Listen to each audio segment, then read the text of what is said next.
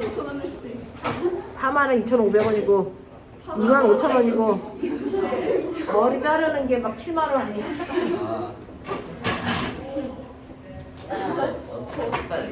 야, 빨리 앉아. 뭐고? 상하면 안 돼. 앉아. 이걸 또 먹어. 이따가 우리 초밥 하나씩 나눠 먹을 테니까 걱정 말고 앉아. 먹을 사람 많으니까 별 걱정 다 하네. 맛있겠다. 이 분수가 좋아하는. 선생님이 별로 북초밥 좋아하진 않지만 다 먹어줄게.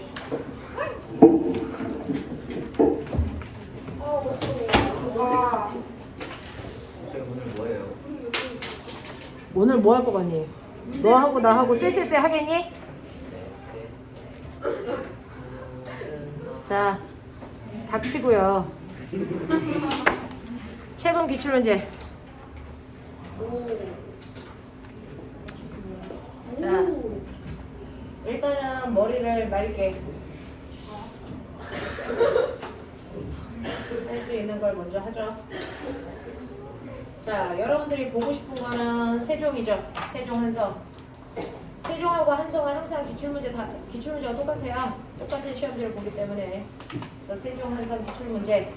그래서 얘는 조금 연도수가 있어서 문제 난이도가 높습니다. 그래서 지금 현재는 교과가 개편돼서 내용이 되게 쉬워진 건데 과거에 선배들이 봤던 과거 문제는 되게 어렵습니다. 교과 과정 자체가 내용이 되게 어려웠기 때문에 여러분들이 지금 물투에서 보고 있는 내용들이 중학교 내용이었단 말이에요. 그래서 자, 최대한을 할 수 있는 만큼 해주시면 돼요. 그래서 이거는 17년도 세종 뭐야? 그냥 너왜나안 줘?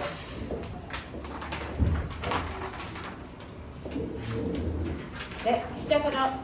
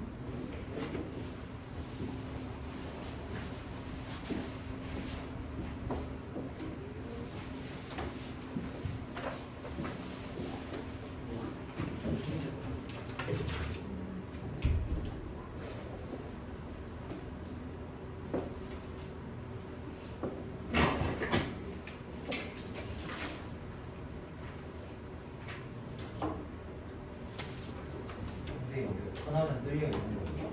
네. 비가 정말 가운데가 뚫려 있는 거예요. 안 뚫려 있으면 문제가 안 되는 거 아니에요? 지구 가운데를 뚫어놨다 생각하시면 돼요. 비가 완전히 정중앙이에요. 네.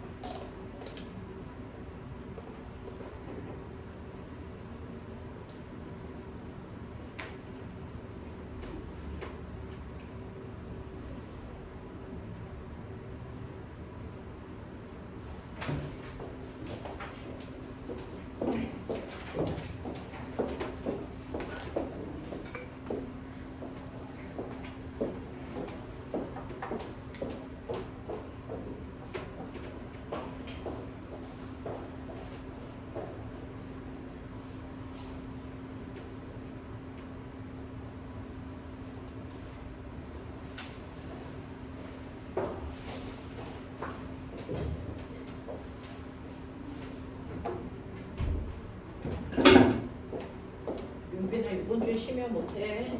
네. 이번 주는 못해요. 이번 주 쉬면 못해요. 다음 주부터 제가 다음 주 시작할 때 말씀드릴게요. 네. 야, 너네도 집에 있는데 굳이 여기서 하는 이유가 뭐니? 집에서 안 하요. 훨씬 잘 돼? 네. 근데 어제 안 남았어? 저 집중이 잘 되는데 아니, 굳이 그게 집에 아니라, 갔어? 아니 나오려고 했는데 아빠가 힘들다고 그래가지고 그냥 같이 갔어요. 아니었으면 어제 중3에 갈 뻔했어요. 지금 지하철 막차가 언제 어제 단속도 안 많이 했어. 써가지고 다행이다. 아니 저 진짜는 몰라요 여기서.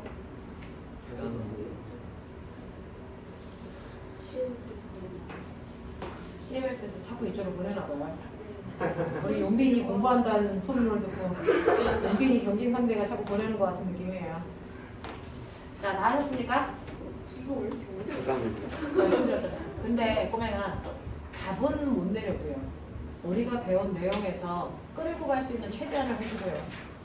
그리고 이번 문제는 정확하게 중학교 3학년 과정을 푸는 것 같습니다.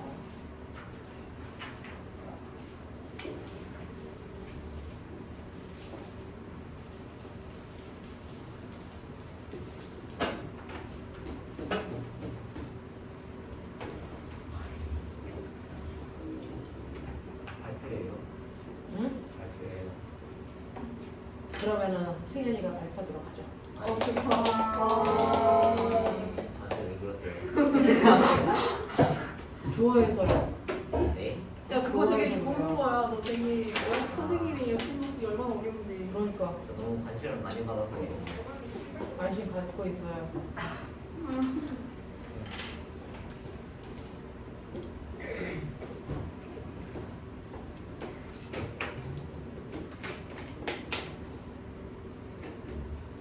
진짜로예요. 네? 진짜로예요. 네. 멋있다. 저기 가슴 설레서 또 저거 멋있는 거 양보할게요. 못 기다리는 거. 누구한테 양보할래? 양보할 사람한테. 멋진 친구한테 양보하고 싶은데 그러니까 네가 원하는 아이가 누구니 찍어줘. 멋진 민재 민재 민재. 아 지금 민재. 아니요. 그러면 민재가 하도록 하자. 아,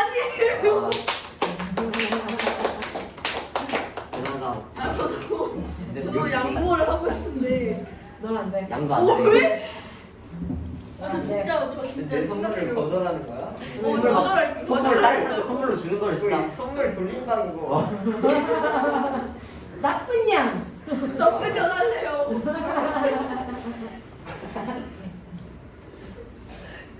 자, 그 김에 제가 고민할 시간들 어때요? 1번을 하고 2번을 건드리시는 답은 못 맞춰도 되는데 생각은 꼭 하셔야 되고 할 수 있는 최대한을 목소리 많이 뽑아내세요. 적었어. 뭐지 나만 적은 거야.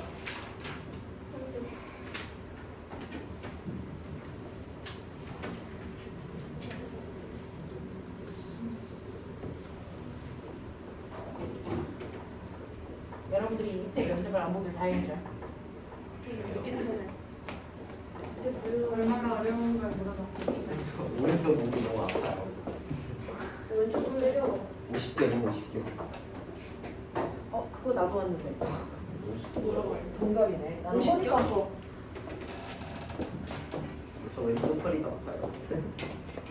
왼쪽 허벅지. 너는 성장통이고 나는 50견이고. 성장도 아닌 것 같아요. 성장통이어야 되는데. 큰일 났네.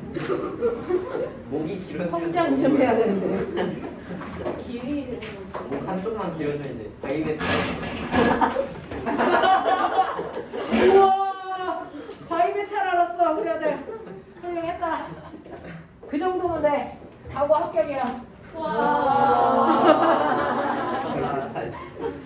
자, 갈게요. 첫 번째는 뭐에 대한 얘기일까요? 중력. 중력이. 됐어. 네. 첫 번째는 중력이니까. 뭐야? 틀어졌어 팬분이. 저것도 진작인가? 첫 번째는 꼬맹아 중력이니까. 뭐에 대한 얘기 잠깐 정리할까? 안심이 뭔지 잠깐 정리할까? 됐어요? 가장 역학이 기본이에요. 요번에도 힘 파트에서는 반드시 나올 겁니다.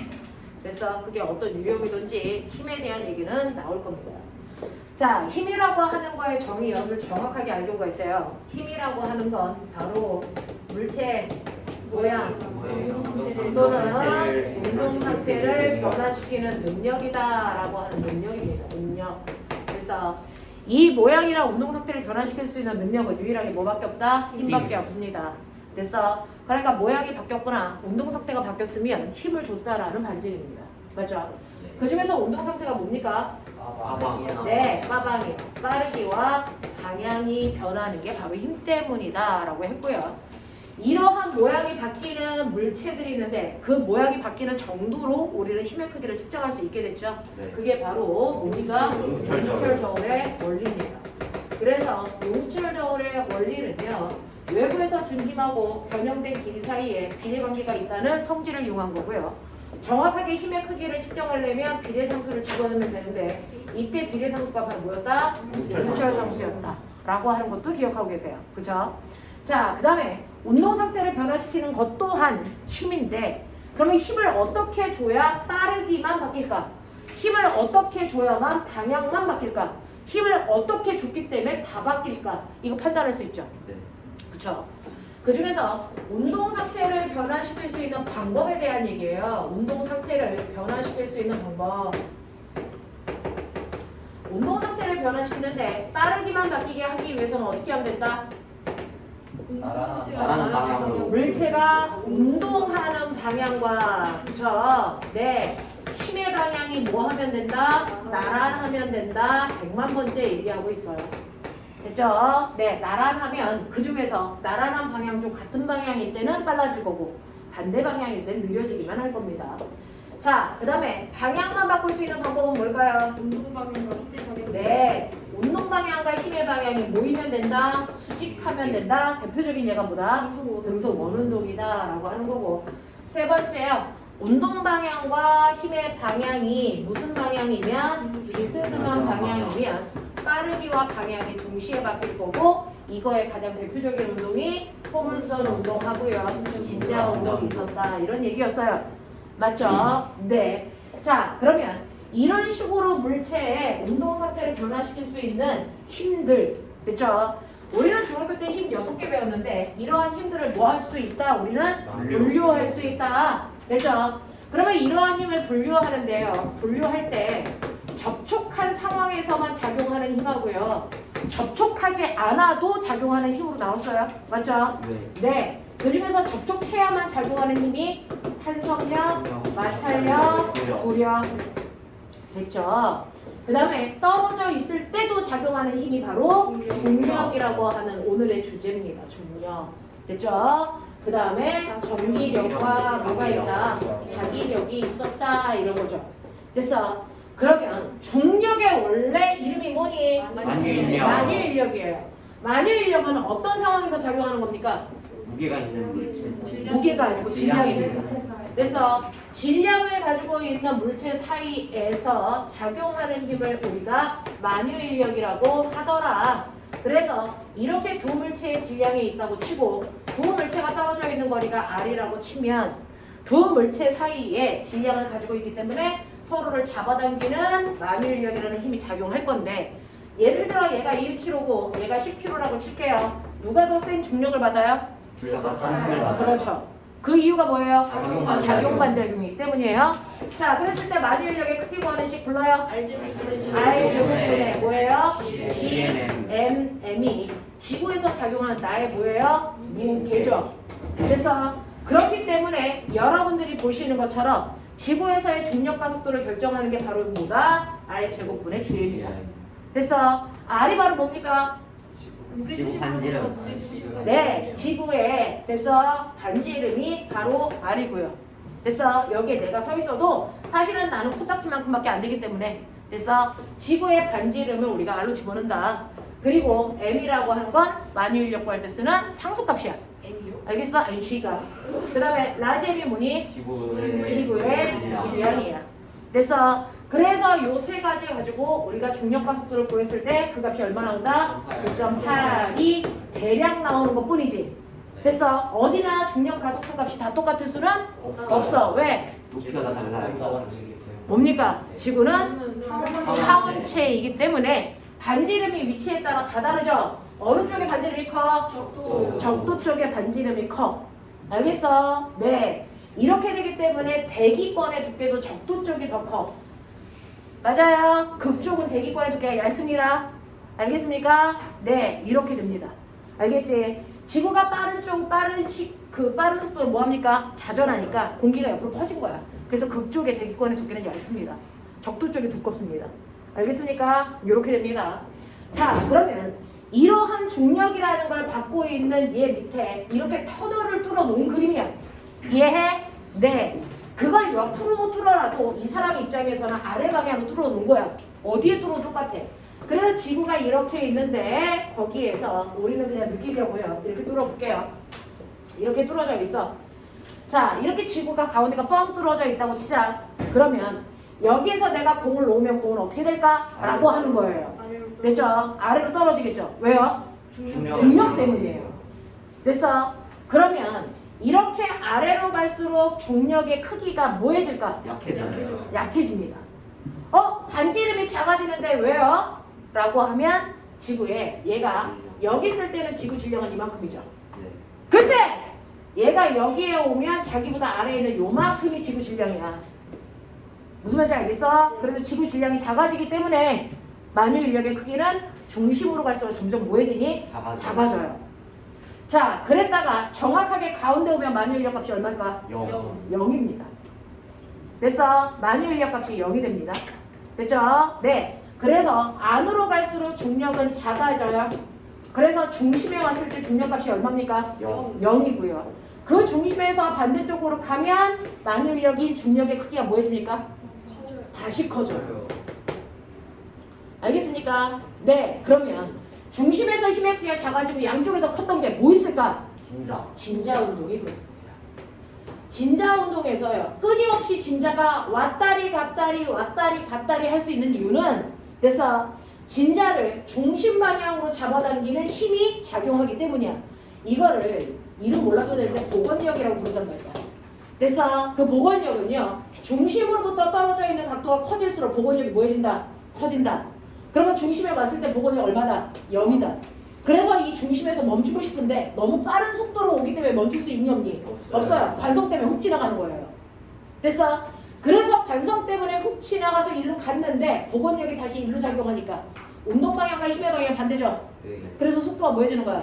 줄어들어. 속력이 얼마가 될 때까지 가는 거니? 0이 될 때까지 가는 거야. 그래서 똑같습니다. 양쪽 끝단에서의 힘은 최대고요. 가운데에서의 힘은 0입니다. 됐어? 네. 그리고 항상 힘은 중심 방향으로 작용하기 때문에 처음에 A라는 지점에서 O라는 지점으로 갈 때는 운동 방향과 힘의 방향이 똑같으니까 가면서 점점 속력이 뭐해지고 있어? 빨라지고 있죠. 됐죠? 자, 그랬는데 여기 오면 힘은 없어도 속력이 너무 빠르니까 멈출 수 있어 없어? 없어요. 반대로 간단 말이죠. 근데 이쪽으로 오면 그때부터는 운동 방향과 힘의 방향이 뭐야? 반대야. 속력이 점점 뭐해질까? 느려지겠죠. 됐어? 그래서 똑같은 중심으로부터 똑같은 거리만큼 떨어진 여기에 오면 속력이 다시 얼마가 되니? 0. 됐어? 그러면 여기에 오면 속력이 다시 0이 되면 힘 때문에 다시 끌려 들어가겠죠. 그래서 이 A하고 B 사이를 무한 왕복 운동하는 무슨 운동한다? 진자 운동합니다. 납득하겠어요? 네. 그래서 얘는 진자 운동처럼요. 지구 가운데를 뻥 뚫어 놓으면 여러분들이 상상할 때 여기서 공을 놓으면 얘가 우주 밖으로 튕겨 나갈 것 같은 느낌도 들어요. 근데 절대 그런 일은 없습니다. 알겠습니까? 네, 절대 그런 일은 없습니다. 졸려오면 이거 쓰세요. 자, 그래서 이렇게 A와 B 사이를 무한 반복하는 멋진 말 단진동 운동합니다. 그래서 단진자 운동합니다. 이렇게 표현하는 거죠. 되겠어? 네, 그래서 너네가 가지고 있는 문제의 첫 번째 그림 1에서 물체의 운동을 설명해라. 속력과 힘의 변화를 기술해라 라고 했습니다. 지금 말씀드렸죠? 네. 그래서 힘은 항상 B쪽 방향을 향하기 때문에 가운데 방향을 향하기 때문에 가운데로 갈수록 속력이 점점 빨라졌다가 반대편으로 나가는 순간 힘과 운동 방향 반대라서 속력은 뭐해진다? 줄어든다. 됐습니까? 네. 그래서 이런 과정을 설명하시면 되겠고요. 이걸 예쁘게 그래프로 그리면 여기를 A라고 했고 이 책에서는 여기를 B라고 했고 여기를 뭐라고 했어요? C라고 했죠. 그래서 A, B, C를 지나는 동안 됐어. 속력은 어떻게 됩니까? 요래 돼요. 됐어. 이게 속력이에요. 힘은 어떻게 됩니까? 힘은 거꾸로 어떻게 되니? 요렇게 돼요. 여기가 0이라고. 알겠어? 이런 관계를 가지고 있습니다 라고 하는 거죠. 이해되겠니? 오케이. 이렇게 된다 라고 하는 것도 기억을 좀 해봐 두시면 되겠죠.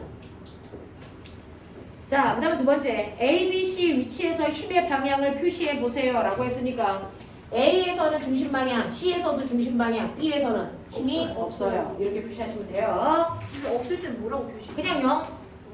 네. 두 번째요. 그림에서 진자의 질량이 m에서 2m으로 라고 했습니다. 그러면 이런 진자가 있어. 이 진자가 왕복할 때요. 됐어. 여러분들 중심으로부터 A까지의 직선거리를 뭐라 그러니? 중심에서부터 A까지의 직선거리를 뭐라 그럽니까? 아이 뭐라 그래? 뭐라 그래? 진폭. 진폭 새끼들아 진폭. 황승현도 아니다 새끼들아. 진폭. 됐어? 그 다음에 이거 뭐라 그러니? 이거 실의 길이. 그리고 이걸 뭐라 그럽니까? 추. 됐어? 이 추의 질량이 m이라는 거예요. 맞아. 자 그러면 내가 10cm의 진폭을 갖게끔 해놓고 손을 놓을 거야. 그럼 얘가 땡땡땡땡 진짜 운동 하겠지. 그랬을 때 한 바퀴 갔다 오는데 걸리는 시간 그 멋진 말 뭐라 그러니? 주기. 주기는 어디부터 어디까지야? 몰라. A에서 시작했어. 마루에서 마루. A에서 시작했어. A, O, B 불러. B까지. A, O, B, O, A죠. 주기는 항상 제자리로 돌아올 때까지 걸리는 시간이잖아요. 맞아요. 주기는 무조건 제자리로 돌아올 때까지 걸린 시간이니까 A에서 출발했으면 어디까지? 다시 A까지 돌아올 때 걸린 시간이어야 된다는 거. 납득해요? 네. 그래서 A에서 A까지 돌아오는데 걸린 주기가 2초라고 치자. 진동수 얼마니? 2분의 1. 1. 주기의 역수라고 그랬죠. 그러니까 2분의 1 헤르츠겠죠. 되겠습니까? 이런 운동을 했다고 쳐. 그러면 내가 이때 여기에 매달아 놓은 애를 더 무거운 2M으로 바꿀 거야. 주기 어떻게 바뀔까? 안 바뀌어요. 안 바뀐다고. 진자의 주기를 구하는 식 불러. 이 2파이를 잘 붙는 굵은 리더 이거죠. 그러니까 진자의 주기를 결정하는 게 바로 얘네들인데 됐어. 2파이는 상수니까 절대 바뀌지 않아요. 또 같은 지역에서 운동하면은 중력과 속도도 바뀌지 않겠죠. 자, 내가 실의 길이 건드렸니? 안 건드렸죠. 그래서 진자의 주기에 영향을 주는 건 가속도하고 실의 길이지만 내가 여기에 있는 추의 질량을 바뀐다고 해서 그래서 실의 길이가 바뀌거나 또는 뭐가 바뀌지 않습니까? 중력과 속도가 바뀌지 않기 때문에 진자의 주기는 바뀌지 않습니다. 이걸 뭐라 합니까? 진짜의 댕시스. 그렇죠. 진자의 주기는 그래서 실의 길이에 의해서 결정된다. 질량하고 상관없고 진폭하고도 상관없다는 걸 우리는 진자의 뭐라 그런다? 등시성이라고 한다. 이렇게 표현해요. 진자의 등시성. 납득합니까? 네. 근데요. 네. 추가 네. 저렇게 가 이제는. 저렇게 커지면요. 네. 길이가 무게중심까지. 우와. 그 얘기 하려고 그랬는데. 입에 놨어요. 우와. 아, 귀엽다. 자, 황승현이 뭔가를 이제 막 배우기 시작하니 황승현이 아니고 희연이가 이제 뭔가를 알기 시작했어요. 기현이는 없어졌어요. 기현이 갔어요. 현호가 현우 성초가. 자, 네. 현호가 이제 뭔가를 알기 시작했어요. 자, 여러분들 보시면요. 실제로 선생님이 이렇게 그림을 그렸어요. 그러면 이건 주기가 바뀝니다. 신의 길이가. 됐어? 왜? 우리가 실의 길이를 측정할 때 길이는 항상 끝에서 그래서 물체의 무게 중심까지의 거리니까 크기도 같이 커지면 무게 중심까지의 거리가 바뀌지. 그러니까 주기는 달라지겠지. 그러니까 여기에서 m을 2m으로 바꿔도 그 아이의 크기는 변하면 되니 안 되니? 안 되죠. 안 되죠. 정말 질량만 바뀐 거야. 알겠어? 네, 그래야 주기가 일정해지고요. 크기도 커지면 무게중심까지의 거리가 길어지니까 이게 길어지면 주기가 뭐해지니? 커져요. 알겠어? 네, 라고 하는 걸 현우가 짚어냈네요. 아는 게 있는 새끼죠. 되겠습니까? 네, 이렇게 되고요. 선생님이 이 문제로 유사하게 된 게 하나 있었어요. 여러분들한테 아주 옛날에 어렸을 때. 그래서 선생님이 말씀드린 적이 있었어요. 이렇게 종이컵에다가 물을 집어넣고 가득 집어넣은 다음에 똥꼬를 구멍을 낸다. 그럼 물이 한 방울씩 쫄쫄쫄쫄 떨어질 거다. 그러면 얘를 이렇게 놓고 진짜 주기 운동을 하게끔 할 거다. 됐습니까? 네. 그러면 주기는? 변해요. 네, 변합니다. 왜요? 무게중심이. 자, 실제로 물이 꽉 차 있을 때는 무게중심은 정 가운데였을 텐데, 자, 물이 점점 빠지면 무게중심이 점점 뭐한다? 내려가요. 아래로 내려가면, 됐죠? 중심이 아래로 내려갈수록, 되겠죠? 네, 실의 길이가 뭐해지는 효과니? 길어지는 효과니까 주기는 길어진다. 그랬다가, 됐어? 물이 다 빠지면 무게중심점이 다시 가운데로 오죠. 그럼 주기가 다시 짧아져요. 알겠습니까? 이런 문제들도 존재할 수 있다라고 했던 겁니다. 기억해 두시면 되겠죠? 자, 그래서 이런 식으로 얘가 운동할 때 최대 속력의 변화를 기술해 보세요 라고 합니다. 그러면 이런 식으로 진자가 왔다리 갔다리 이질을 한다. A, O, B 라고 하자. 그리고 이 높이를 H라고 하겠다라고 칠을 준 거야. 됐어. 자, 그 중에서 알아요? A에서의 속력 0. 됐어. O에서의 속력 최대. B에서의 속력. 그러면 왜 A에서 O로 갈수록 속력이 빨라지니? 위치 에너지가 운동 에너지가 위치 에너지가 운동 에너지로 전환됐기 때문이에요. 중3 내용이에요. 됐어. 그랬을 때 여기에 왔을 때 최대 속력이 얼마일까? 라고 하는 최대 속력은 감소하는 위치 에너지만큼이겠죠. 됐어. 그러면 여기서 여기로 올 때 감소하는 위치의 에너지가 얼마입니까? mgh5. 그게 5점을 기준으로 했을 때의 전체가 다 속력으로 바뀔 거 아닙니까? 운동 에너지로. 운동 에너지 구하는 식 뭡니까? 2분의 1 mv 제곱이기 때문에 5점에 왔을 때 최대 속력이 루트 gh예요. 됐어. 그래서 얘가 이렇게 A점에서 O를 지나 B까지 올 때 속력은 점점 빨라진다고 했죠. 그랬을 때 이 최대 속력을 얼마로 본다? 루트 2GH로 보셔야 된다. 알겠습니까? 이렇게 가는 거야. 그래서 이 문제는 역학적 에너지 전환을 이용한 거야. 알겠습니까? 그래서 속력이 0이었다가 루트 2GH만큼 커졌다가 다시 0이 되는 거. 됐어? 이걸 무한 반복하는 거고. 이때 힘은 어디가 최대? 힘은 어디가 최대? A하고 B요. A하고 B에서 최대, O에서는 0. 아까 했어. 아까는 힘을 물어봤던 거고요. 됐어? 지금은 속력에 대한 얘기예요. 됐어? 그래서 힘은 A 지점에서가 최대, O가 0, B에서가 다시 뭐? 최대. 힘의 방향?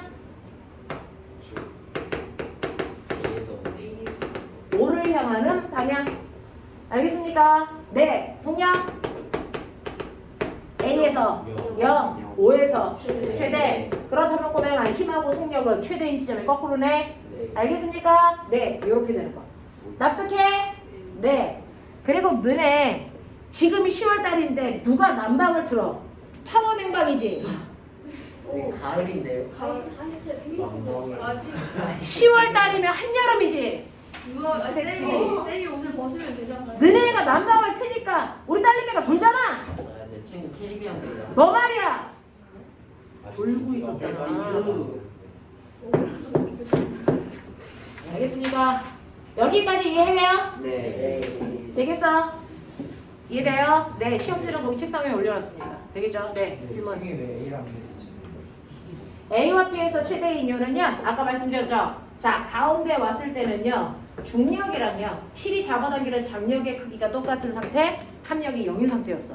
근데 얘를, 됐어? 여기서부터 각도가 점점 생기게끔 들어 올릴수록 합력이 0인 상태가 깨지면서 각도가 커지면 커질수록 힘의 크기가 커져요.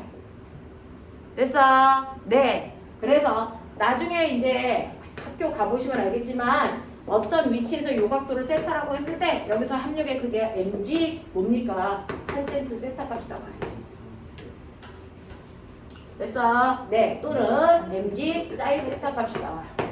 됐어? 그래서 각도가 커지면 커질수록 힘의 크기가 커지는 거예요. 무슨 말인지 알아? 네. 이렇게 됩니다. 그리고 그 힘은 항상 중심을 향하는 힘이에요. 그 힘의 이름을 우리가 복원력이라고 한 거고 이걸 아까 지구의 공동설에서도 똑같은 걸 설명했던 거고요. 그래서 같은 유형입니다. 1번 문제와 2번 문제 같은 문제야. 그래서 모양만 다르지 같은 걸 물어보고 있다. 알겠죠? 네, 이렇게 됩니다. 기억해 두시면 되고 이게 세종 한성에서 17년도에 나왔던 문제입니다. 이제 되겠죠? 이제 이런 문제 풀 수 있겠죠? 그래서 진짜의 진실성까지. 그죠? 네. 그 다음에 두 번째 유형으로 가죠. 선생님이 오늘 앞뒤 다 해드렸어요. 자, 오늘 수업이 물리 수업이 마지막이기 때문에 선생님이 해드릴 수 있는 최대한을 해봐 드리려고 하고요. 지금 나눠드리는 건 과거가 아니고 영재 문제도 한번 풀어볼까요? 라고 하는 거죠. 네. 한국과학 영재. 자, 영재 학교에서 나온 한과역이라고 우리가 부르는데 문제 그 중에서 이제 제일 쉬운 거 뽑아왔어요. 영재 안 필수죠. 한과역에서 가장 간단한 유형이에요. 해보세요. 여러분 중학교 교육으로 풀 수 있는 것만 뽑아 5번이니까 해보세요. 근데 이거는 못 풀면 문제가 있다. 해라. 와 이거 그냥 체크만 하면 돼요. 네.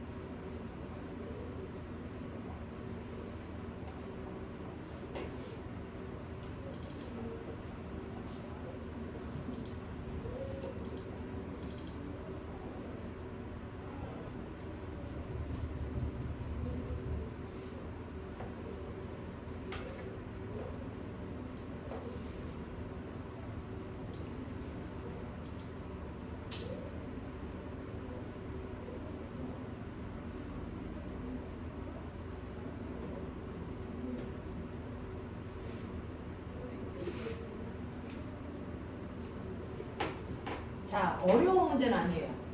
그렇죠? 여러분들이 생각하는 게 맞을까 틀렸을까를 고민하는 것 뿐이지. 야, 머리 자르고 나니까 선생님하고 문제 머리 스타일 똑같잖아. 별로 안 똑같은데요? 아니 좋은 거 아니에요? 선생님 오늘 엄청 비싼 돈 주고 했어요. 25,000원 넘어요. 와. 우리는 머리에 들이는 돈이 황승연보다 비쌀까 안 비쌀까 기준인 거죠. 선생님 놀리는 게 제일 재밌는 거 같아요. 놀리지 않아요. 팩트로 얘기하는 거죠. 와. 머리 1년에 한 번씩 잘라서 별로 안 들어요. 한 달에 한 번씩 잘라야 한 달 동안 자란 거예요. 저번 머리가. 금방 자라요. 자, 그럼 볼게요.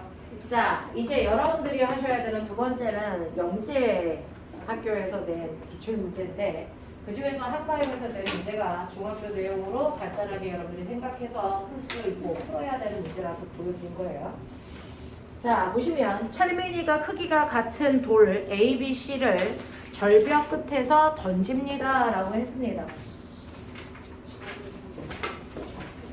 자, 20m/s의 속력으로 던졌습니다. 각 항목의 A, B, C의 값이 모두 같은지 아니면 다른지를 판별하세요 라고 했는데 돌의 밀도는요 A가 더 크고 B가 더 크고 그 다음에 C고 이렇게 됐대요 라고 하는데 그렇다면 얘네들이요 바닥에 닿았을 때 속력은 어떻고 그 다음에 그 다음에 떨어지기 직전에 운동에너지의 크기는 같은지 다른지 판단하라는 얘기인데 자 그러면 우리 해보죠. 해찬아 1번 다 다르다. 1번은 속력은 다를 것이다. 맞아요. 태찬이는 다를 것이다 라고 했고요. 2번은 태찬아 2번도 다르다. 됐어. 1번과 2번이 둘 다 다르다 라고 했어요. 이건 태찬이 답이에요.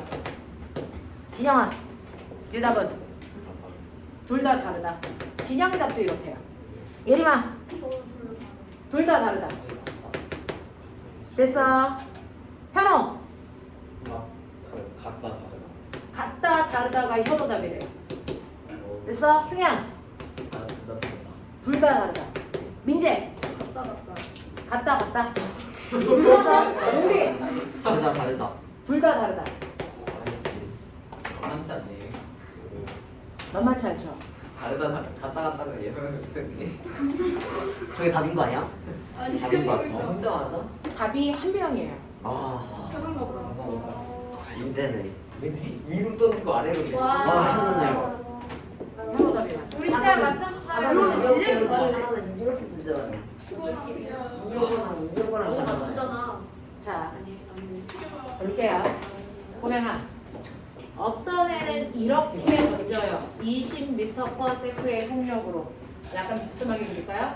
이렇게 던져요. 20m/s의 속력으로 이렇게 던진 아이를 C라고 했어요.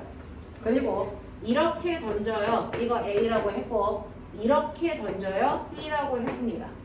그래서 얘는 이렇게 떨어졌고 얘는 이렇게 떨어졌고 얘는 이렇게 떨어졌고 뭐 이렇게 한 거야. 알겠어? 네 이렇게 했단 말이죠. 자 그랬을 때 제가 먼저 물어보고 싶은 게 있는데 바닥에 닿을 때 속력은 됐어? 왜 생겨요? 중력 가속도요. 중력 가속도만큼 속력이 빨라져요. 됐어? 왜? 중력 방향으로 물체가 떨어질 거니까. 그죠? 자 근데 속력이라는 운동 에너지가 생기는 이유가 뭡니까? 위치 에너지의 감소량이죠. 네.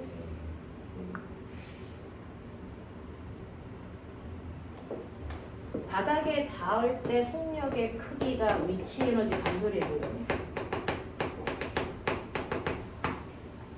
그러면 이 높이를 H라고 하고요.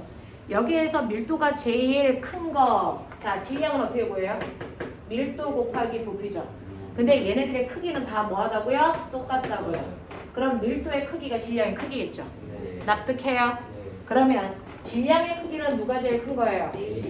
네, A, B, C 순서라서 선생님은 그냥 편하게 A가 3kg, B가 2kg, C가 1kg 이렇게 놓고 생각하면 되겠어요? 돼요, 안 돼요? 되겠죠? 됐어? 그리고 얘네들이 떨어지는 높이는 어떻습니까? 다 똑같죠? 됐어? 다 10으로 놓고 계산해 보시면 되겠죠? 됐어? 그러면 위치 에너지 감소량이 운동 에너지고 그게 바닥에서의 속력이래요. 맞냐? 네. 그러면 꼬명 봐봐. 여기서 던질 때요. 무슨 에너지가 또 있어요? 위치랑 운동. 그러니까 처음에 가에서 여러분들이 가지고 있는 위치 에너지와 운동 에너지를 합한값이 역학적 에너지가 되고요. 이게 땅바닥 나왔어요. 역학적 에너지 줄어듭니까? 그대로입니까? 그대로예요. 공기 저항 무시할 거니까. 됐어. 그러면 여전히 이게 역학적 에너지 얘네들이랑 똑같아야 되는데 바닥에서는 뭐만 있다? 운동 에너지만 있다. 그래서 운동 에너지는 던지는 순간에 위치와 운동을 합한 값이야. 맞아. 근데 제가 궁금한 게 있어요. 두 번째. 자, 그러면 실제로 여기서는 감소한 위치 에너지만큼이 운동 에너지 더해지는구나. 그래서 여기 운동 에너지가 되겠구나. 그렇게 하시면 되는데 문제는 운동 에너지가 벡터 값입니까? 스칼라 값입니까? 방향을 생각하니 안 하니? 어느 쪽으로 던지는지 방향 생각할까 안 할까? 이거 안 하죠. 에너지는 스칼라 값이라서 크기만 있는 값이고 방향은 없습니다. 그러니 이렇게 20으로 던지던 이렇게 20으로 던지던 이렇게 20으로 던지던 운동 에너지의 크기는 다 어떻다? 같다. 됐죠? 네, 던질 때 운동 에너지의 크기는 같지 않군요. 질량이 다르니까. 됐어? 속력은 다 똑같습니다. 그러면 운동 에너지 구해볼게요. A요. 됐어? 얘 뭡니까? MAGH 더하기 2분의 1 MA 뭡니까? 20의 제곱. 이렇게 가는 거죠. 이게 바닥에서의 A의 운동 에너지예요. 2분의 1 MA의 새로운 V의 제곱. 이렇게 가는 거예요. 됐어? 요거 구하라는 얘기예요. 그럼 머리가 있죠? 이거 다 날라가죠? 그러니 바닥에서의 속력 어떻게 구하니? 루트 GH 더하기 얼마입니까? 나도 알아! 넘겨야 되는 거 2 GH 더하기 뭡니까? 400인 거죠. 네. 그러면은 VP는? VC는요? 그래서 바닥에 닿을 때 속력 어떻다? 알겠습니까? 그래서 바닥에 닿을 때 속력은요. 바닥에 닿을 때 속력은 A의 속력이나 B의 속력이나 C의 속력이나 다 어떨 수밖에 없다? 같을 수밖에 없어요, 자기야. 맞아. 이거는 사실은 그해 모굴중학교 됐어? 이거 중학교 2학년 때 배웠었거든요. 그때는 역학적 에너지. 그때 학교 시험 문제였어요. 내신 문제였어요. 이게요? 네. 이게 다 틀렸었네. 그렇지 않아요. 찍은 애들 빼고 다 틀렸었거든요. 속력 다 같아요. 되겠냐? 네. 자, 그러면 운동 에너지는요? 그 질량이 바닥에 떨어질 때 운동 에너지의 크기만 거예요. 다르니까. 그래서 속력은 똑같은데 뭐가 달라요? 질량이 다르잖아요. 그래서 질량의 크기만큼 뭘 가지고 있다? 운동 에너지 가지고 있어요. 빨리 나가. 네, 데리고 가셔도 돼요. 그 애들 순서대로 다 비슷하게요. 너도 나갈 거야? 어? 네? 뭐 하는데? 면접 너는 육개장 먹으면 못 들었어. 때가 되면 알 거야. 되겠어? 되겠어? 이렇게 되는 거야. 이해되지? 네. 왜 답이 이건지 이해합니까? 네. 꼬맹아. 작년에 기출문제는 안 나오는데요. 몇 년 전 기출문제는 재활용해서 나올 수 있어요. 됐어? 그래서 작년 기출문제보다 그 전전의 기출문제들이 훨씬 더 값어치가 있어요. 재활용 가능성이 있고요. 다른 학교 기출문제가 나올 가능성은 더 크고요. 그래서 풀어봐 드리는 거야. 알겠지? 자, 그래서 이런 식의 개념을 가지고 있다라고 하시면 된다. 됐죠? 한과학 문제도 별거 아니죠? 하지만 반드시 생각을 했었어야죠. 대부분이 틀렸잖아요. 저 2번만 틀렸어요. 거의도 예측만 틀렸어. 되겠죠? 틀린 게 진짜 더 맛있긴 한데. 그래서 설명할 때요. 포인트 잡아서 설명하셔야죠.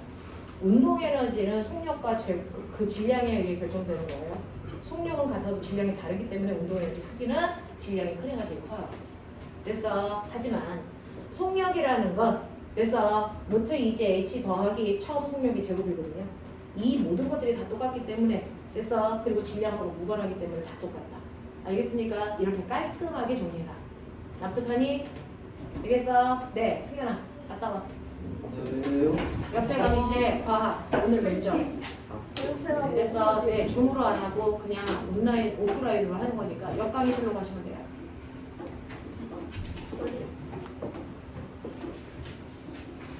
자, 그 다음 거 드릴게요. 혁준아 지금 영상 찍고 있으니까 못 들은 부분은 먼저 들으면 돼. 네.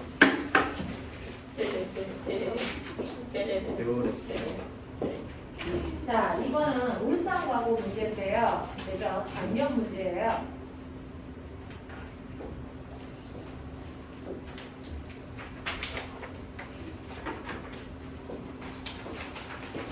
자, 시작해봐.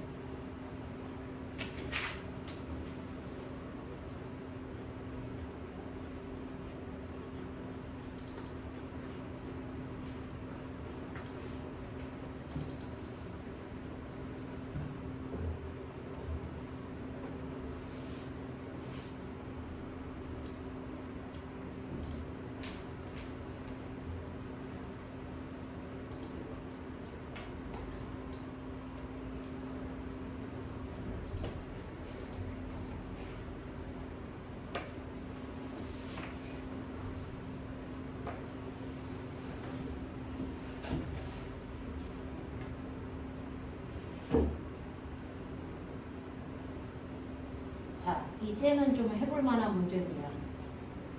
그래서 울산과고 문제는 작년 문제고요. 그래서 교육과정 우리랑 똑같은 걸로 배웠던 아이들이 시험을 봤던 거라서 조금 해볼 만한 문제고요. 이거는 중학교 2학년 때 배웠던 전기 파트 하고요. 중학교 1학년 때 배웠던 B 파트. 그래서 네, 이런 느낌으로 가신 거예요.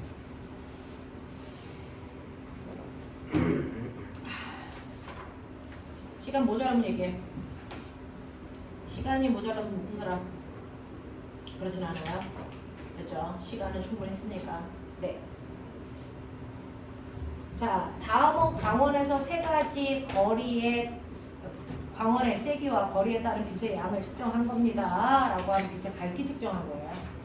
그래서 자, 빛의 양을 측정하는 센서와 백색 광원을 암흑 상자 안에 가둬둡니다. 라고 했고요. 광원과 센서 사이의 거리, 광원의 세기를 달리해서 빛의 양을 측정한다. 단 노출 시간은 동일하게 빛을 쏜다. 라고 하는 겁니다. 됐죠? 자, 그래서 이렇게 백색 광원이라고 하는 거 여러분들 백열전구 틀어놨다 또는 태양 틀어놨다 생각하시면 되고, 거기서 똑같은 시간 동안에 빛을 비추었을 때 거기에 있는 센서가 빛을 감지해서 그 감지한 빛의 세기를 측정한 거예요. 첫 번째 A에서는 20의 빛의 밝기가 나온 거고요. B에서는 40의 빛의 밝기가 나왔습니다. 라고 하는 겁니다. 자, 그렇다면 1번 문제, 맨 밑에 가면 1번 문제 먼저 할게요. 실험가의 결과에서 A와 비교했을 때 B의 밝기가 2배 밝아졌습니다. 그쵸? 자, 측정값이 나올 수 있는 조건. 왜 이렇게 나왔을까? 생각해보는 거예요. 그래서 두 가지를 얘기하라고 했습니다. 되겠냐? 네, 용빈아. 이렇게 나올 수 있는 이유. 광원과 센서 사이 거리가 2분의 루트 2배 되었고 세기가 2배 세졌어요. 네. 자, 이 문제는요. 지학과 관련된 물리 문제다 생각하시면 되고, 이거는 밝기니까 여러분들 지학에서 나온 뭐 생각하면 돼요? 별의 밝기, 등급 얘기하는 거예요. 그래서 이렇게 별이 있고 지구에 있는 사람이 이렇게 봤을 때 지금 거리가 얼마큼 떨어져 있어요? 이때 별의 밝기 어떻게 구하죠? 별의 밝기는 거리의 제곱에 반비례한다. 왜? 구면파로 퍼져나가니까. 맞아. 네.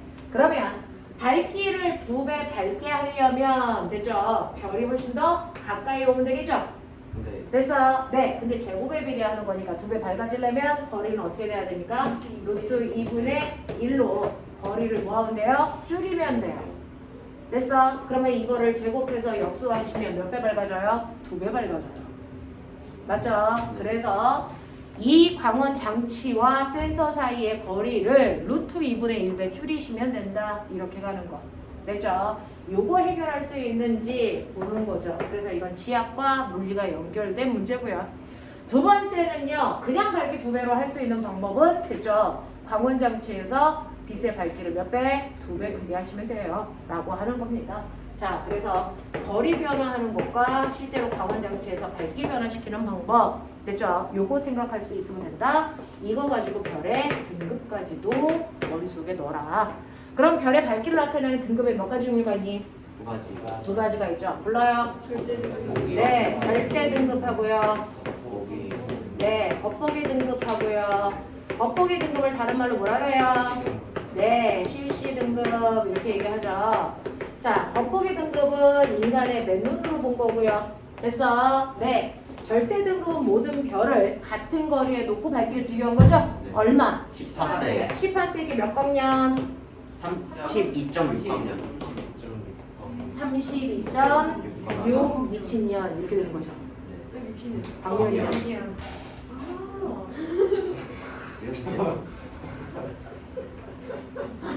자, 그래서 18세기 3.26광년이거든요. 그래서 18세기 32.6광년이다 라고 하는 것도 좀 기억해 두시면 되겠죠.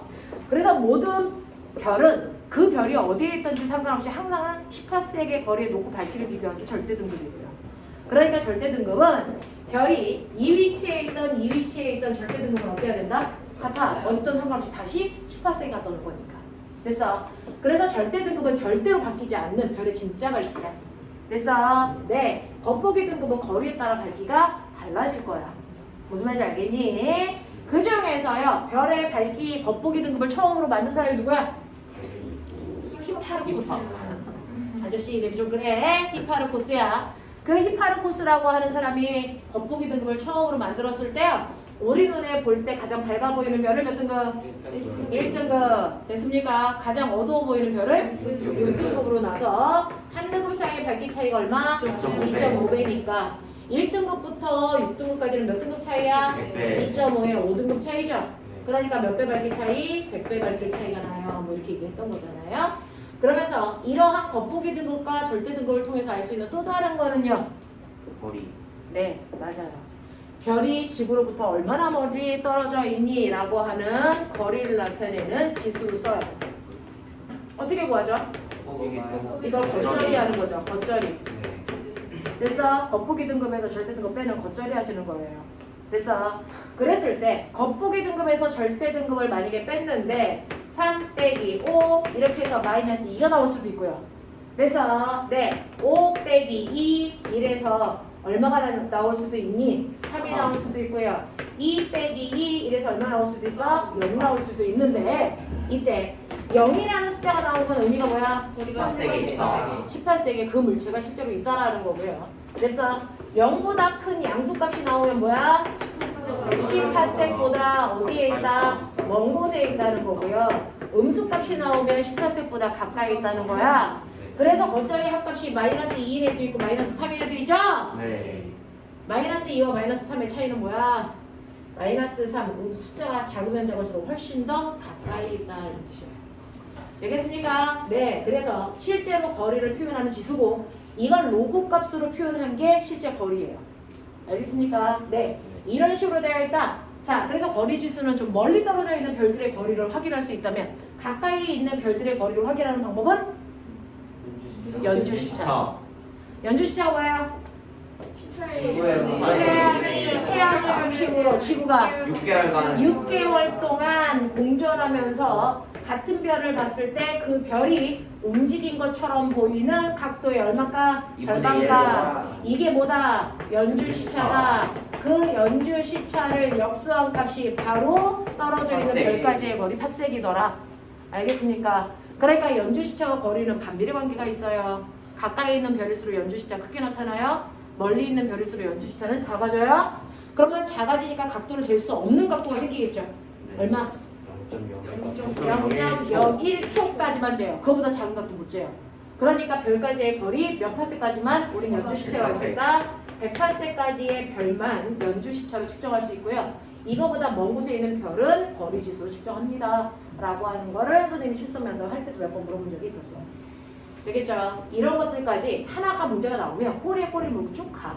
알겠어? 그게 공부야. 자, 그 다음에 두 번째 갈게요. 두 번째 자, 셀로판지요. 밑줄. 자, 여러분들 생기부에도 가끔가다가 써져 있어요. 자, 우리가 눈으로 빛을 볼 색깔을 볼 수 있는 건 우리 눈에 뭐가 있기 때문이야? 색깔을 감지하는 원뿔세포가 있기 때문이지. 됐습니까? 네, 원추세포, 원뿔세포. 됐어? 또는 간상세포. 이게 그 이름의 변화 과정이야. 됐어? 그 중에서 이제 너네가 뭘 배우는지를 거기에 맞춰서 하시면 되고요. 색깔을 감지하는 원뿔세포가 있는데 우리 눈에서 감지할 수 있는 원뿔세포의 종류는 세 가지. RGB. 됐어? 네, 빨초파. 이걸 빛의 삼원색이라고 하잖아요. 그래서 이러한 빛들, 그 빛에 맞는 파장이 올 때 그 원뿔세포가 흥분해서 색깔을 감지하잖아요. 자, 그래서 우리는 물체의 색깔을 볼 수 있는데 색깔을 보는 과정은 두 가지가 있어요. 그래서 색깔이 보이는 과정은 두 가지가 있죠. 그 중에서 불투명한 물체의 대표적인 예로 누굽니까? 사과예요. 붉은색 사과가 빨갛게 보이는 이유가 뭡니까? 그렇죠. 다른 빛은 다 뭐하고? 흡수하고 빨간색만 뭐했다? 반사해서 반사된 색깔이 눈에 들어오기 때문에 빨갛게 보이는 것 뿐이야. 됐어? 근데 투명한 물체 중에서 대표적인 게 뭐가 있니? 유리. 셀로판지. 이 셀로판지, 유리는 그냥 모든 빛을 투과시켜주는 건데 셀로판지는요. 그래서 우리가 알고 있는 것처럼 얘는 한쪽 방향으로 틈이 나 있다라고 생각하면 되는 거야. 이거를 우리가 뭐라 합니까? 편, 방, 탄이라고 해요. 그래서 그래서 광원장치에서 모든 방향으로 진동하는 빛이 나와. 근데 이 평광판을 통과할 수 있는 건 어떤 아이야? 하나. 얘와 같은 방향. 그래서 평광되어 있는 방향이 세로이기 때문에 세로 방향으로 진동하는 빛만 통과시켜줘요. 그래서 예를 들어서 얘가 빨간색 셀로판지야. 그래서 네, 그러면 빨간 빛만 얘랑 같은 방향으로 진동한다는 거야. 그래서 그것만 뭐 시키니? 투과시켜요. 그래서 빨간색 셀로판지를 이렇게 눈에다 대고 세상을 보면 빨개 보여요. 왜? 빨간 빛만 투과하니까. 그래서 불투명한 물질은 반사된 빛으로 세상을 보는 거라면 셀로판지와 같은 얘네들은 투과된 빛으로 세상이 보여요. 그래서 그러니 빨간색 셀로판지는 그 자체가 뭐야? 빨간색만 내보내는 빨간색 조명이야. 그래서 무대 조명에서 빨초파를 만들죠. 그거 어떻게 만들어? 그냥 셀로판지 여기다 갖다 대면 됐어. 그게 빨간색 조명이야. 알겠어? 그 조명을 합성해서 다양한 색깔을 만들죠. 빨초파를 다 합치면 무슨 색이 돼요? 흰색. 돼요. 그래서 무대에서 흰색도 만들고 초록색도 만들고 파란색도 만들고 이게 셀로판지를 이용해서 만드는 거란 말이죠. 그래서 이게 단색깔만 뽑아내는 방법이야. 자, 그래서 이런 식으로 셀로판지가 있는데요. 그 중에서 이 조명 앞에 어떤 색깔의 셀로판지를 놓는데요? 노란 색깔의 셀로판지를 놓는데요. 그러면 노란 색깔의 셀로판지를 통해서 투과할 수 있는 색깔이 뭘까요? 파란색, 초록색. 노란색은 빛의 삼원색으로 만드시면 되죠. 네. 뭐예요? 빨간색과 초록색은 빠져나오고요. 파란색은 나오지를 못해요. 이 얘기야. 초록파이 있는데 나.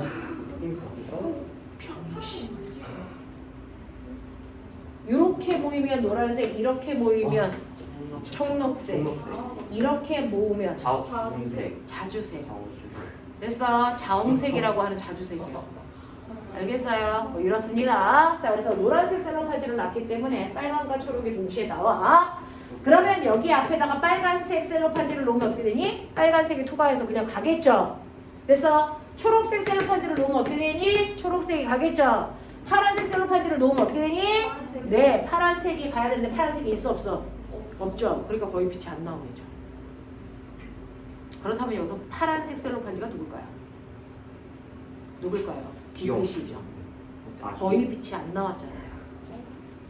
맞아요. 네. 거의 빛이 나오지 않습니다. 그래서 빛의 센서에는 2밖에 없어요.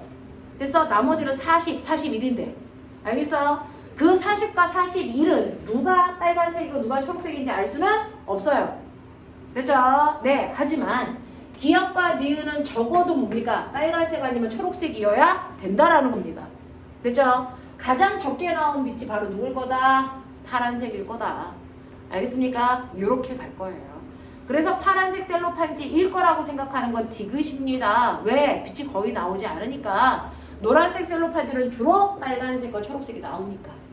알겠습니까? 네. 노란색 셀로판지는 주로 빨간색과 초록색을 투과시키기 때문에 파란색은 거의 투과되지 못했을 거다. 그래서 하지만 셀로판지는 완벽하게 불투명한 건 아니잖아요. 그러니까 일부 투과되는 애들이 이만큼 측정이 될 것뿐이에요. 됐죠? 그래서 그 양으로 적어도 디귿은 파란색일 수밖에 없다는 걸 여러분들이 느끼셔야 됩니다. 그래서 실험 나의 결과에서 디귿은 어떤 색깔인지 제시하고 그 이유를 설명한 거예요. 됐죠? 노란색 셀로판지는 주로 빨간과 초록이 투과되기 때문일 거다 라고 쓰시면 돼요. 납득이 되냐? 자, 그럼 보면 빨간색 셀로판지로 내가 장미꽃을 본다고 치자. 장미꽃에는요, 꽃은 무슨 색깔이고요? 빨간색이고요. 잎은 무슨 색이에요? 초록색이에요. 근데 됐어? 빨간색 셀로판지로 투과시켜서 볼 거야? 그러면 꽃은 무슨 색깔로 보이니? 빨간색으로 보이겠죠? 잎은요? 검은색. 검정색으로 보여요. 왜? 초록색이 나오지 못했으니까. 됐어? 이렇게 되겠죠. 됐니? 이런 것들도 많이 물어봐요. 알겠어? 네, 그래서 빛이 물체가 보이는 색의 원리도 이해할 수 있으셔야 된다. 이해돼? 네. 그래서 우리 눈에서 색을 감지하는 건 들어오는 빛의 파장의 길이를 감지하는 거예요. 무슨 색깔의 빛이 가장 파장이 길까요? 빨간색이 가장 파장이 길어요. 알겠습니까? 네, 이렇게 됩니다. 자, 마지막. 경기국가고. 자, 이것도 17년도 문제라서 연락. 자, 해보세요. 선입견을 한번 풀어보세요. 안 좋은 거 아니에요? 네. 간단하셔. 이거 어떤 거야? 선입견을 한번 풀어. 우와, 저항이다. 아, 난 저항이 제일 싫어. 저항 싫어. 서울, 경기, 인천권에서 문제 가장 까다롭게 내기로 유명한 학교가 경기고요. 경기 문제 한번 풀어보십시오. 정세치를 시도합니다. 내가 싫어하는 신 문제는 경기는 이거 힘이 없어. 자, 시간 내에 빨리 풀어.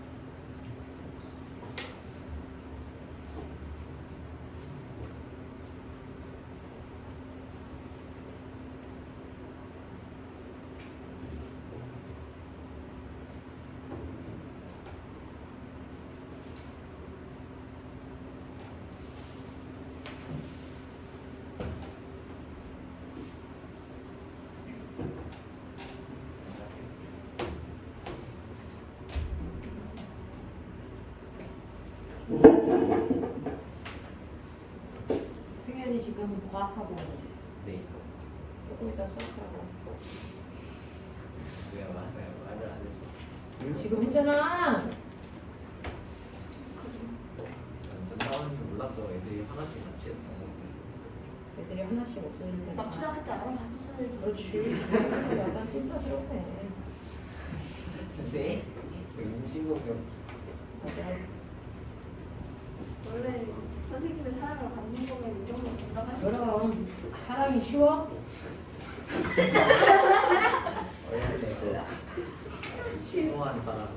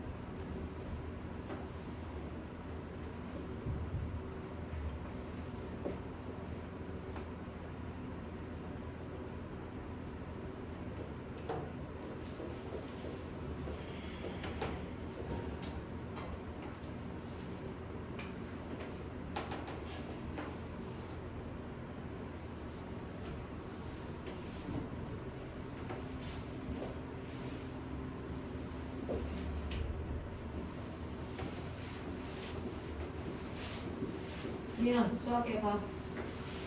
네? 수학과 508. 점이요? 네, 508.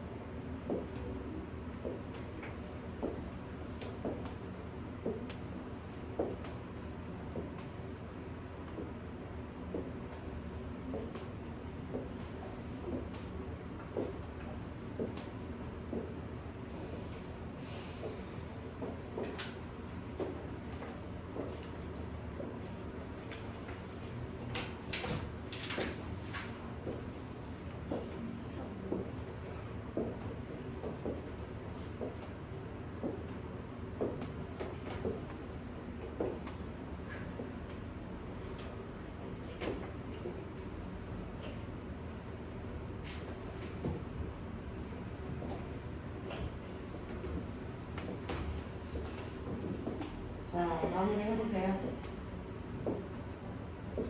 1번을 틀리면 뒤져야죠. 아 근데 이거 숫자 합 구하는 게 제일 그러니까 그냥 쌩으로 하는 게 아니라는 거죠. 뭔가 규칙성을 생각할 수 있다는 거죠. 쌩으로 가는 문제가 나올 수는 없어요. 이 숫자가 그 안에 어떤 규칙이 있나 봐. 그걸 찾으려고 노력하시면 돼요. 내가 몰랐던 규칙? 24일 약속이 우리가 중학교 때는 그냥 간단한 숫자들이 나와서 그냥 생각없이 풀어도 되지만 이런 문제들은 경우의 수가 가지고 있는 의미가 뭐냐. 모르겠어요. 자, 해볼게요. 자, 보시면 1번이요. 저항 6개가 있어서 그 6개가 하나씩 있어요. 무작위로 위아래 연결해서 병렬회로도 만드는 겁니다. 이런 식으로 병렬회로도를 만들어 놓을 때 됐죠? 얘가 가질 수 있는 저항의 가장 최소값과 최대값을 어떻게 구해낼 수 있을까? 도대체 우리가 저항이 병렬일 때 어떻게 합성저항 구했지? 라고 하는 건 그냥 단순한 숫자로 여러분 생각해 보시면 돼요.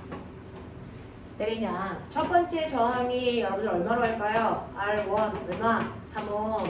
두 번째 저항 R2 얼마로 할까요? 6호. 됐어? 네, 이렇게 놓으시면 자, 병렬 연결할 때 합성저항 구하는 방법 기억나요? 합성저항은 어떻게 구해요?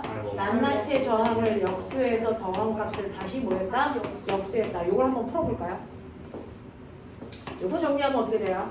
R1, R2 분의 R1 더하기 R2고 그걸 다시 역수하니까 어떤 모양이 나오니? R1 더하기 R2 분의 R1, R2 이런 모습이 이제 합성저항을 구하는 방법이란 말이야.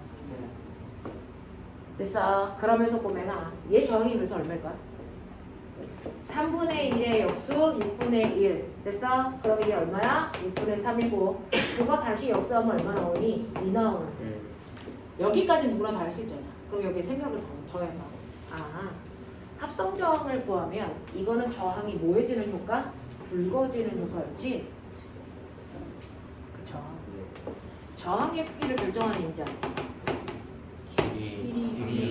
저항의 크기는 네 가지에 의해 결정된다. 첫 번째 물질의 종류, 저항. 두 번째는 길이. 세 번째는 단면적. 그 다음에 뭡니까? 온도. 됐어? 그래서 이 세 개를 가지고 저항을 구하는 실제 방법은 비저항의 온도에 따른 비저항값 찾으셔야죠. 됐어? 그 다음에 단면적의 굵기분에 뭐 하시면 된다? 길이인데요. 됐어? 우리가 느끼는 거, 아 길어지면 저항이 커지는 거구나. 그러면 길어지게 만든 게 뭘까? 저항의 직렬 연결은 연결할수록 저항값은 뭐해진다? 커진다. 왜? 길이가 길어지는 효과니까. 되겠어? 그러면 굵어질수록 저항이 작아진다는 건 어떻게 확인했어? 저항의 병렬 연결이죠.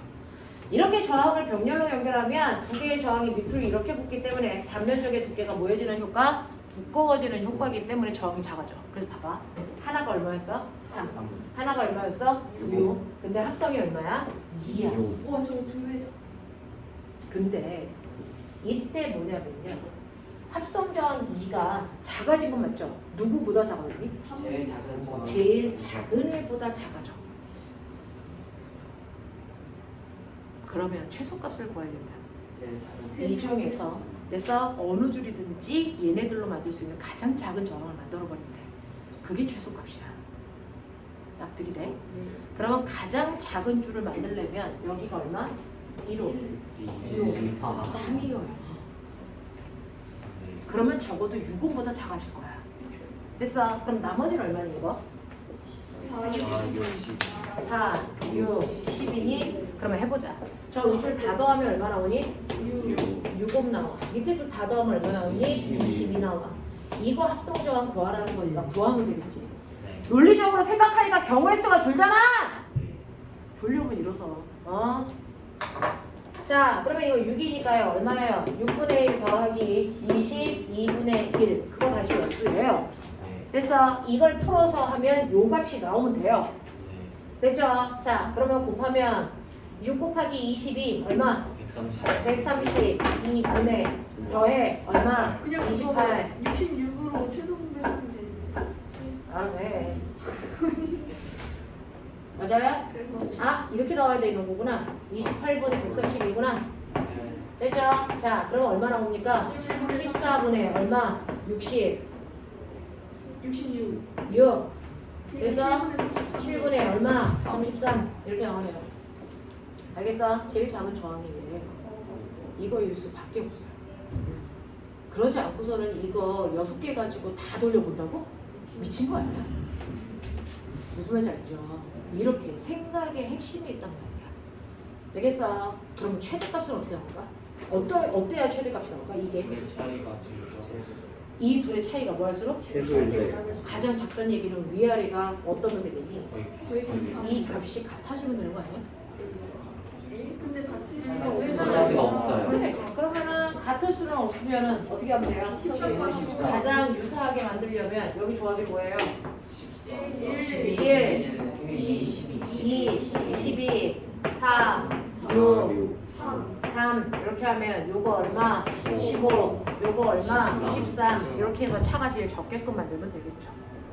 납득해요. 네. 이렇게 생각할 수 있잖아요. 되겠냐? 네. 잠깐만 끌었다가 그 밑에 이동해 드릴게요. 빨리 잠게. 빨리 그냥 여기 잠고